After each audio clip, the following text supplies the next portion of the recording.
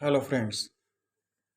हमने आपको इससे पहले जो 2 वीडियो यूट्यूब पर डाले थे उसमें बताया था कुंडली के बारे में।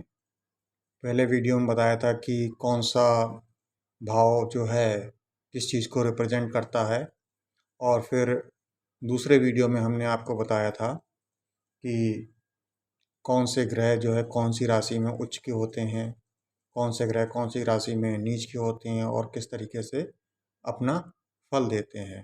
अब हम आज आपको बताने जा रहे हैं कि किस तरह से ग्रह अपना फल देते हैं। ये जैसे हमारा कुंडली का चार्ट है।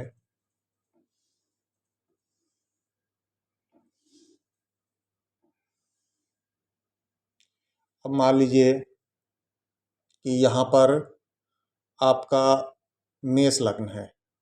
मेष लग्न है और मेष मेष का स्वामी होता है मंगल। तो अगर कोई ये लग्न है और इसके स्वामी को लग्नेश कहते हैं। जो भाव होता है हर भाव का अलग अलग स्वामी होता है। अगर यहाँ पर एक अंक लिखा हुआ है, मेष राशि है, मेष राशि का स्वामी होता है मंगल। मेष राशि का स्वामी मंगल होता है। वृष राशि का स्वामी शुक्र होता है। मिथुन राशि का स्वामी बुध होता है। कर्क राशि का स्वामी चंद्रमा होता है। और 5 नंबर सिंह राशि का स्वामी सूर्य होता है। कन्या राशि का स्वामी बुध होता है। और आपके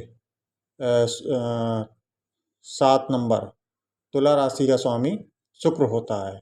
8 नंबर वृश्चिक राशि का स्वामी मंगल होता है। 9 नंबर धनु राशि का स्वामी बृहस्पति होता है। 10 नंबर मकर राशि का स्वामी शनि होता है। 11 नंबर कुंभ राशि का स्वामी शनि होता है। 12 नंबर मीन राशि का स्वामी बृहस्पति होता है। इस प्रकार हर राशि के अलग अलग स्वामी ग्रह हैं। तो जब हम यहाँ पर ये लग्न है, लग्न में मान लीजिए 1 नंबर लिखा है मेष, तो इसका स्वामी मंगल हुआ।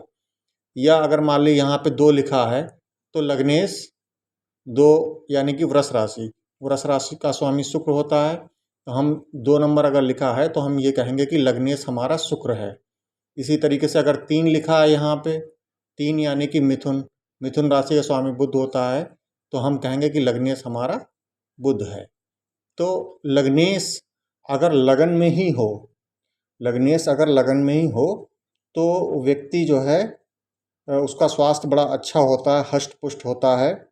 और जो है उसकी पर्सनालिटी को वो बहुत बढ़ाता है अगर जो है लग्नेश लग्न में ही हो। और बहुत संभावना होती है कि वह कोई अपना व्यक्तिगत रूप से कोई कार्य करे और उसमें बहुत अच्छा सफल हो, जिससे उसकी पर्सनालिटी जो है वो डेवलप हो।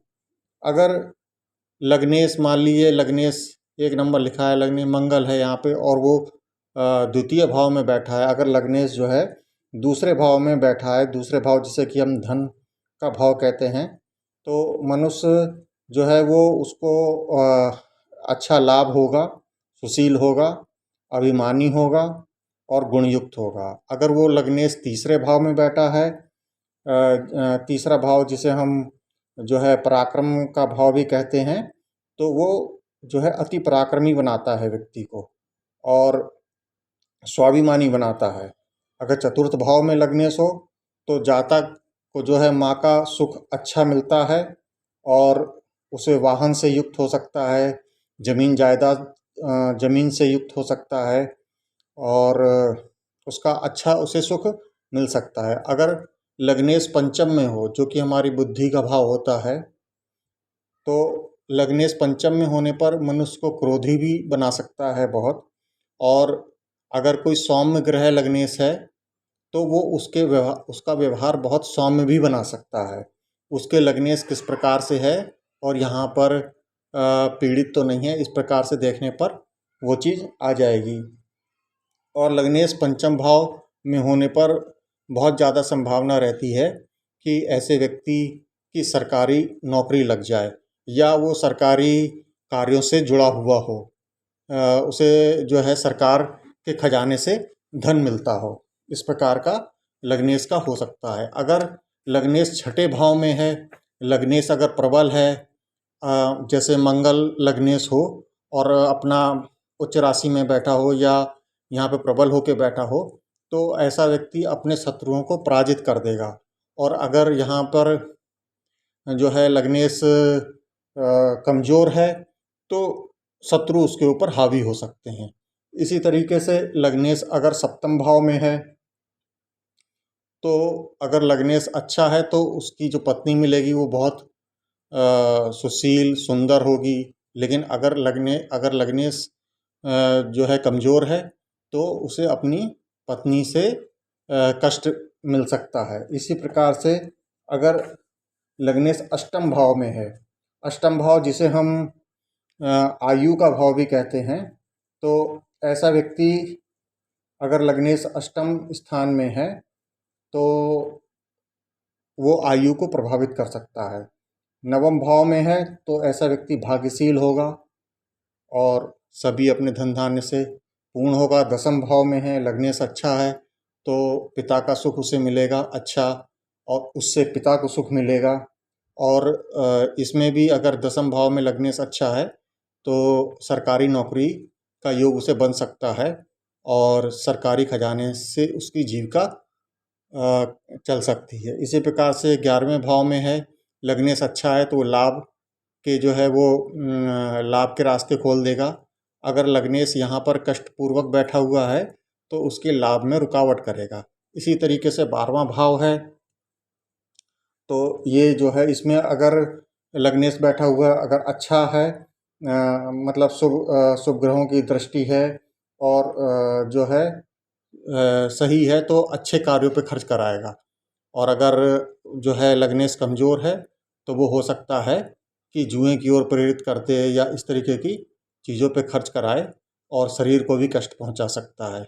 इस प्रकार से ही ये जैसे हमने लग्नेश बताया कि अलग अलग भावों में उसका क्या जो है प्रभाव हो सकता है, इसी प्रकार से हम दूसरे भाव को, जैसे धन का संचय धन का भाव होता है तो उसको हम धनेश कह सकते हैं। उसका भी जो है अलग अलग भावों में अलग अलग उसका फल निश्चित होता है। जैसे कि अगर दूसरे भाव का स्वामी पहले भाव में बैठा हो तो मनुष्य जो है वो मतलब परोपकार वाला और अपने जो है परिवारजनों के काम आने वाला और धन का संचय करने वाला हो सकता है। इसी तरीके से हम जो जो भाव हैं उससे संबंधित उस पर प्रभाव डालते हैं। इस प्रकार से हम फल की विवेचना करते हैं। ये तो हमारा एक आधार है, लेकिन अगर हमारा कोई भी ग्रह जो है किसी भाव में अच्छा बैठा है, मान लीजिए कि यहाँ पर बृहस्पति बैठा हुआ है उच्च राशि में या अपने मित्र की राशि में, और उसके उसके अंदर मान लीजिए कि किसी ग्रह की अंतर्दशा आती है, वो भी अच्छा बैठा है, तो वो समय अच्छा चलेगा। लेकिन अगर कोई ग्रह ठीक ठीक है और उसके अंदर खराब मजबूत ग्रह की खराब दशा आ जाती है तो वो समय को खराब कर देगा। जैसे किसी ग्रह के अंतर्गत जब राहु की अंतर्दशा आती है तो वह व्यक्ति की बुद्धि को भ्रमित कर देता है और व्यक्ति सही गलत का निर्णय लेने में अक्षम हो जाता है, जिससे उसे अपने जीवन में काफ़ी परेशानियों का सामना करना पड़ता है। इसी तरीके से हमारी जो भी महादशा के अंदर अंतर्दशाएँ आती हैं उससे हम कुंडली की विवेचना करते हैं।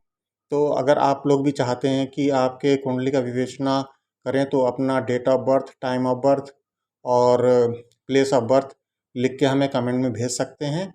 हम उसका निःशुल्क विवेचना आपकी करेंगे और आपको बताएंगे भी कि ऐसा समयबद्ध तरीके से बताएंगे कि किस समय आपका क्या समय सही है या नहीं सही है और क्यों ऐसा है। तो अगर आप लोग चाहते हैं तो आप लोग हमें कमेंट बॉक्स में ये लिख सकते हैं। और इस वीडियो के लिए इतना ही, और आगे फिर अगले वीडियो में आपको आगे की जानकारियाँ देंगे। धन्यवाद।